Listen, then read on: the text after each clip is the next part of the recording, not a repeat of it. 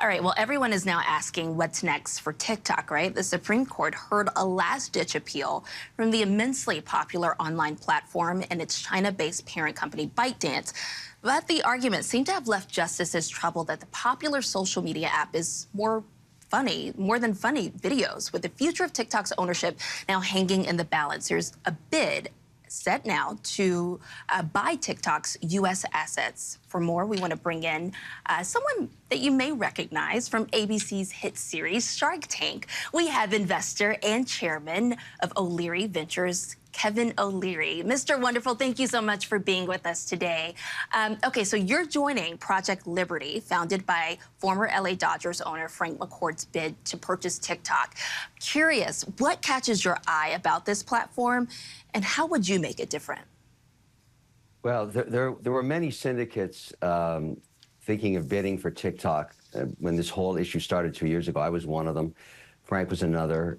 We're both Boston guys, and so our teams know each other. He has something I don't have, a tech stack, and I've got the hearts and minds of the Shark Tankers, which represent about 90% of the revenue on TikTok. So we decided to join forces. Together, I think we offer a very compelling package to ByteDance in terms of providing them an opportunity to garner value, because, you know, they have two options. Let's assume Monday or Tuesday, and I'm just guessing when I say that, the Supreme Court decides to uphold the law passed on a bipartisan basis by Congress and says, I'm sorry, you got to shut it down or sell it to somebody. I think our offer is a fair one and would allow the company to maintain some value, because remember, there are billions of dollars worth of Americans' investments inside of ByteDance, and that's going to evaporate if they don't sell it, and it'll go dark, which is a tragedy for all my Shark Tankers. Yeah, absolutely. And you know, there's a huge tension point here because the algorithm potentially off the table, right? Many social media experts have questioned whether a sale that excludes the algorithm that decides what users see on their feed could potentially be a deal breaker. Kevin, where do you stand on this? So we wanted to make sure that the company understood, and the market understood, and the justices by Friday understood that we are not interested in buying the algorithm, because that algorithm is the reason Congress put out its order. It's spyware. I'm sorry, but that's just the way it is. I have TikTok. I've got 1.4 million users on a burner phone. I wouldn't put it near my personal data. I mean, I know what this thing does, and it's not good. And that's why many countries around the world, including India, have simply banned it. It's about to happen here, I think, in the US. So the key here is to make sure that everybody knew that our bid has nothing to do with the algorithm. We are going to rewrite this thing. As I like to whimsically say, we're going to make TikTok wonderful again. Yeah, and with that said, TikTok's future is, of course, a big deal, especially for younger Americans, because it really kind of changed the face of social media. Many have also said that TikTok is too expensive to buy.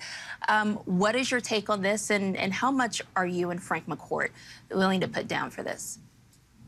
Frank and I think this is going to go for around $20 billion, but we don't yet know. We haven't seen the data room. There is no data room. The company is not yet for sale. That's a decision they have to make after the justices render their decision. The key here is everybody can win in this situation. What we need done, and let me give you the timing of it. It's very unique. Let's assume Tuesday they render a decision. It goes back to the executive. The executive is currently President Biden. Biden then will put up his hand and say, is there any legitimate buyer? And here we are with a legitimate offer already given to the company. Every shareholder has our offer now. They know exactly what it is.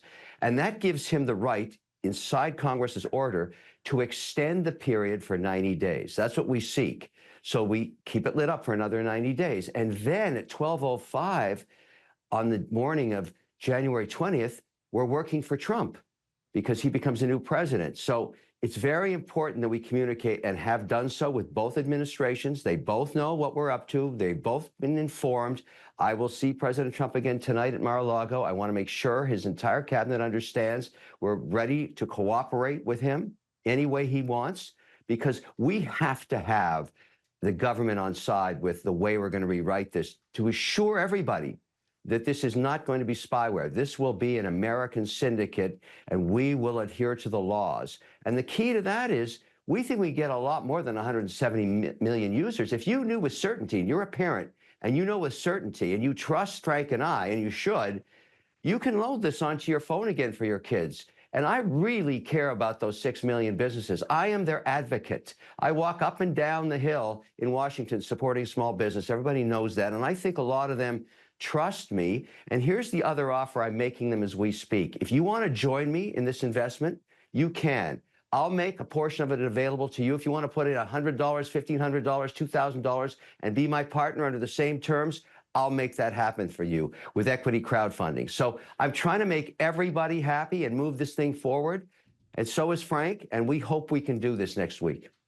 And we will see how all of this plays out. Kevin O'Leary, Mr. Wonderful, thank you for joining us. And remember, you can watch Shark Tank on ABC or stream wherever, whenever on Hulu.